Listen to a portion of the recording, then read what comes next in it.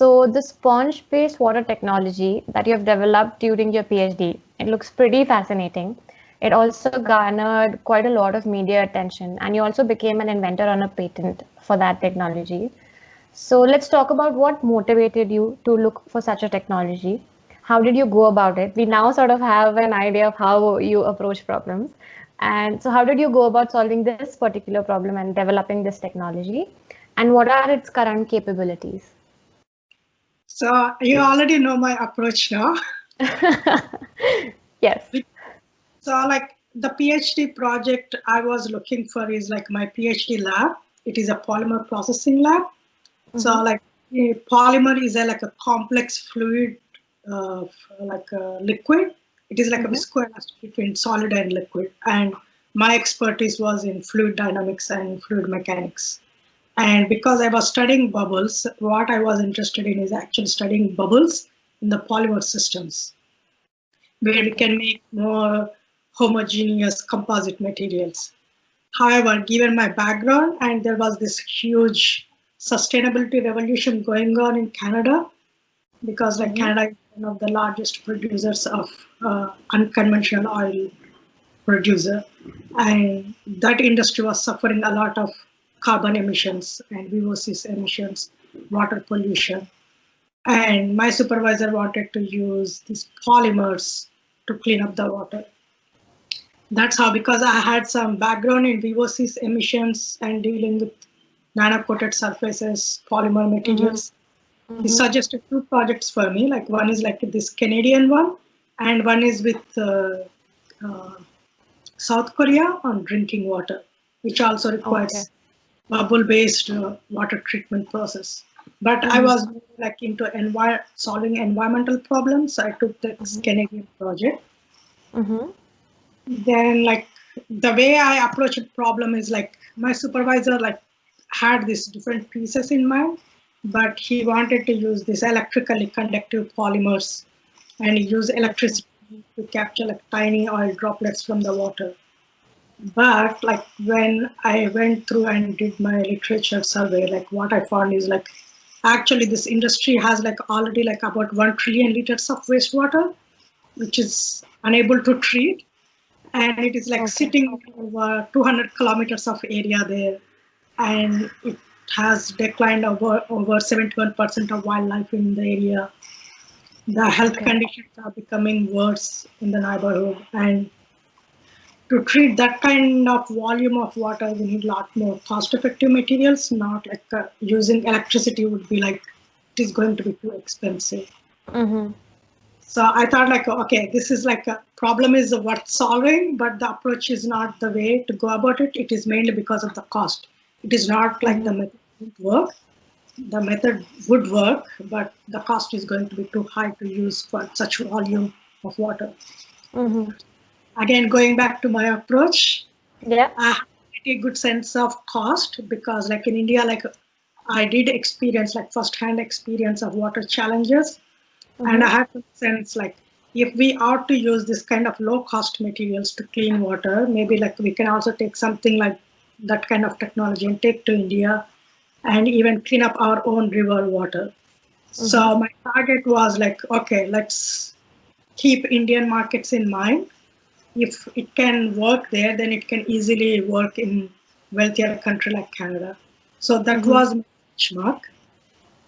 And in terms of developing the materials, instead of electrically conductive material, I wanted to use this nano-functionalized materials because while I was doing underwater experiments, I observed a phenomena where like you might know, like many people might know, like for example, lotus leaf. If you put on it, it will repel and water will slip off. And if you take like, for example, car glass, if water droplet there, then it doesn't like run away. It will just stick there. But it happens in the air. But underwater, like depending on the water chemistry, you can see exact same behavior despite of their surface properties are different.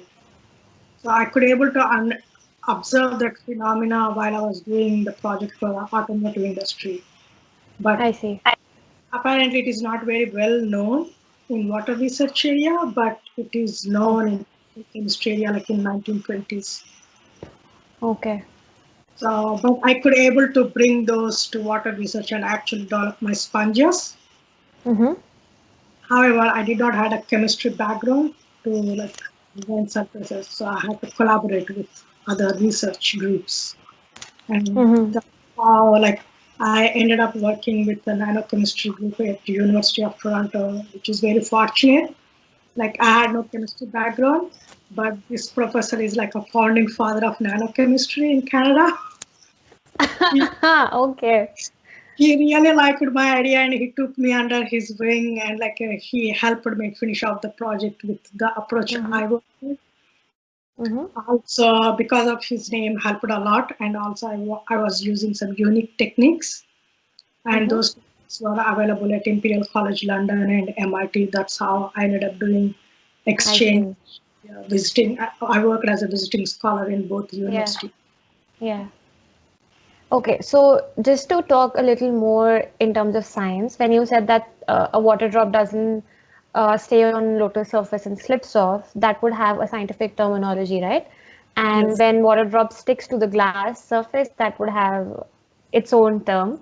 And when you said that you observed, so tell us more about those terms, the scientific terms, so that our audience knows more about them.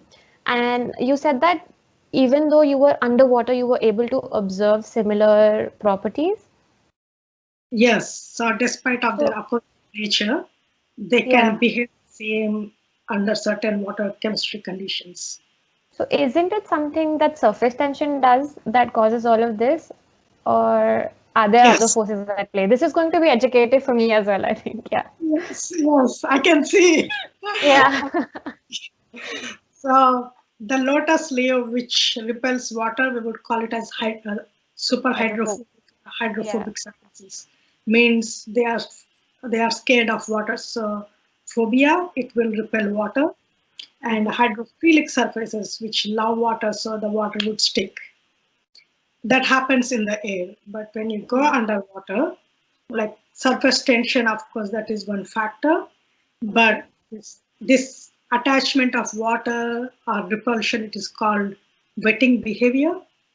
Okay. And what happens is like depending on the pH, like water has like this industrial wastewater has many characteristics.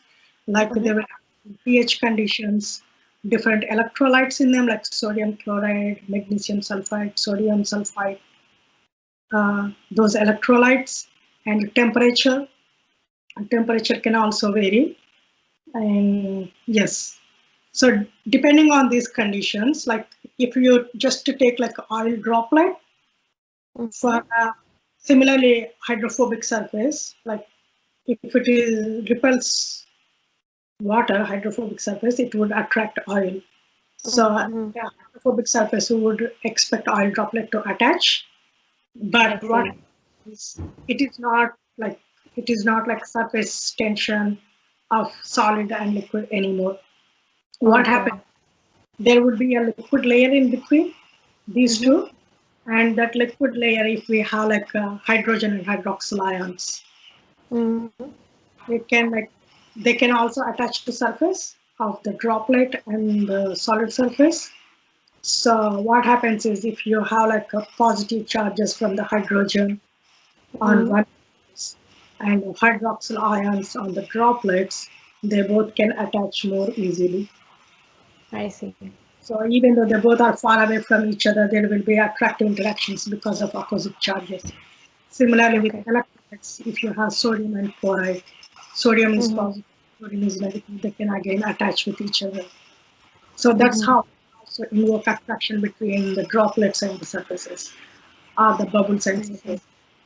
But that to happen, we need to have certain surface chemistries on both droplets Mm-hmm. and Yes. Yeah. surfaces where they should be prone to attracting these ions in the Mm-hmm. water.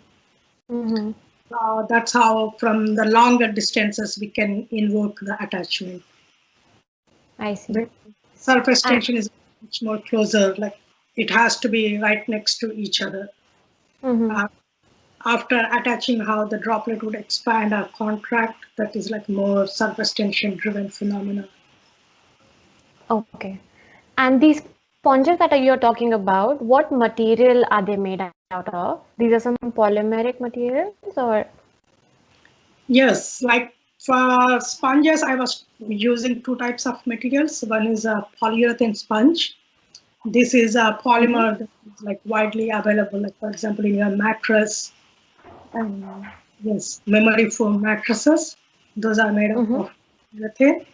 I chose them because they're very cost efficient, widely available, easy to fabricate. And as you know, like they are extremely like water resistant. They don't degrade easily in underwater or harsh environments. That's the advantage of them. And but they do not have like the required chemistries that I was talking about. This charge-based attraction, or like I was also manipulating the surface energies, where like the principle from this antimicrobial surfaces, where like on the ship, on falls like this algae growth is a huge problem in environments. So those ship coatings are made based on the critical surface energy principle, which is a function of like this hydrophobicity and this charge property together. So I was designing the material to enhance the oil droplets attachment. I was also using the critical surface energy principle. And to achieve that exact surface energy, there is a target, the best target. For that, I was using silica-based nanocoatings. And the advantage of silicon is like it is second most earth abundant material after oxygen, and it is like a beach sand, that is a silica. So it should be available across the world. So it can be cost effective, and also it is a non-toxic material. So I had a preference for that nanocoating based on silica, and the chemistry group would help me like with functionalizing those coatings to apply on the